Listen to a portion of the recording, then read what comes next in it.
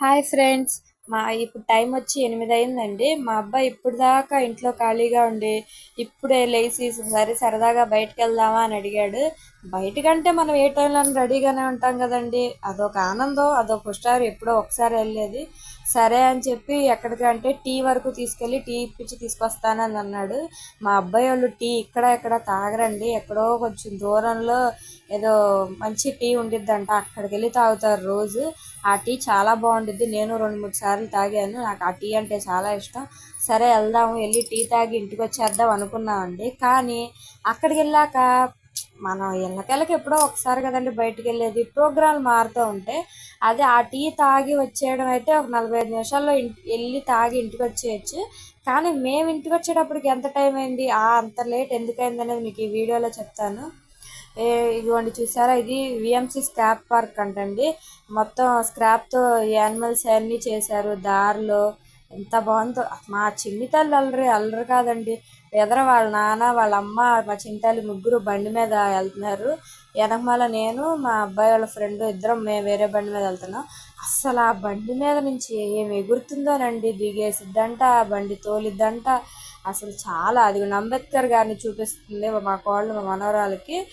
బండి దిగాక అంబేద్కర్ గారు ఎలా చూపిస్తారమ్మా అంటే చెయ్యి ఇలా లేపి చూపిస్తుంది, అంబేద్కర్ గారు చూపించినట్టు.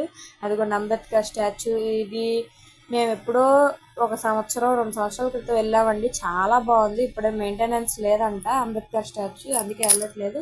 ఇదిగోండి మొత్తానికి వచ్చేసాం. ఇది ఆల్ఫా కేఫ్. ఇక్కడ చాలా బాగుండిద్దండి టీ. నేను చాలా చోట్ల తాగాను కానీ ఇక్కడ చాలా బాగుండిద్ది, నాకు చాలా నచ్చింది.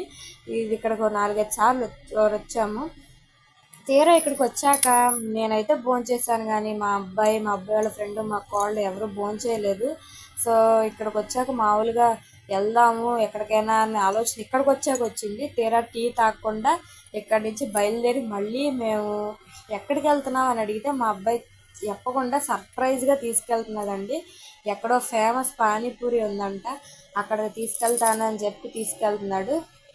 దారిలో చూసారండి, అసలు మా చింతల్లి ఉండదంటండి, బండి మీద నుంచి దూకేసిద్దంట. అస్సలు వాళ్ళ అమ్మని ఎంత గట్టిగా ఇదిలించుకుంటుందంటే వాళ్ళ అమ్మ పట్టుకోలేకపోయింది. హైవేలు, లైట్లు అన్నీ చూసి చిన్న పిల్ల అయినా సరే అస్సలు పడుకోలేదండి. ఎంత ఇదిగా అల్లరి చేసిందో. ఇదిగో ఫైనల్లీ ఇక్కడికి వచ్చామండి. ఇది నరేష్ పానీపూరి అంట, చాలా ఫేమస్ అంట.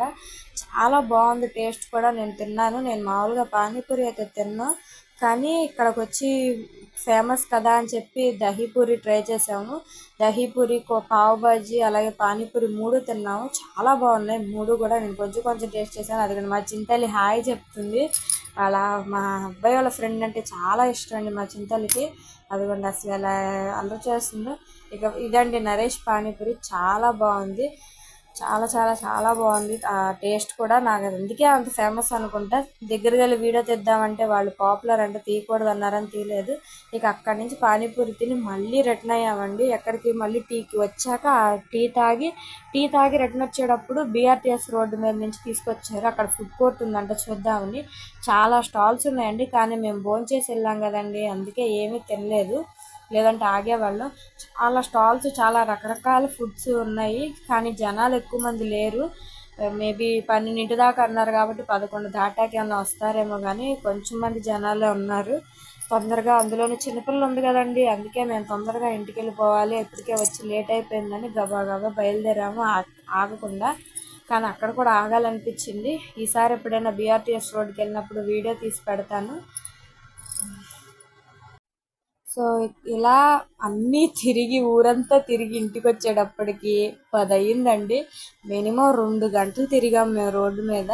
సో అలా 8:45 ఇంటికి వచ్చేద్దాం అనుకున్నాం. మాకు 10 అయ్యిందండి. ఈ వీడియో కనుక మీకు నచ్చితే లైక్ చేయండి, షేర్ చేయండి, ఛానల్ సబ్స్క్రైబ్ చేసుకోండి.